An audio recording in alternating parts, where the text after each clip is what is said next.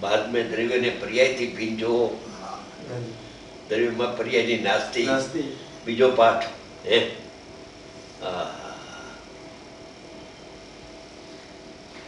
બે પાઠ સુધી તો માનસિક જ્ઞાન છે ત્રીજા પાઠમાં આવે મન પાવે વિશ્રામ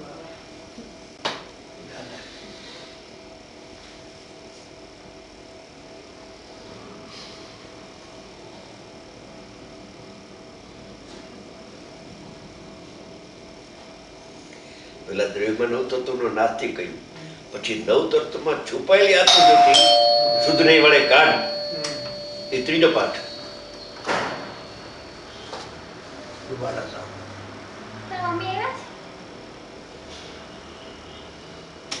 પ્રમાણમાં આવ્યા પછી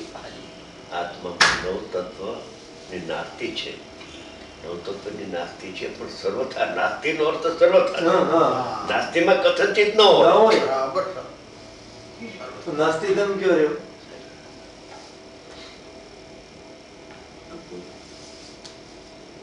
નવ તત્વની નાસ્તી છે નવ તત્વ મારામાં નથી એટલે દ્રવ્ય અને પર્યાય વચ્ચેનું ભેદ જ્ઞાન કરી લીધું હવે કે છે કે નવ તત્વમાં છુપાયેલી આત્મજ્યોતિ છે એને તો અંદરથી કાઢી લેવે એ વિકલ્પાત્મક ભૂમિકામાં નિર્ણય કર્યો પછી વિકલ્પનો ભાવ થઈ અનુભવ થઈ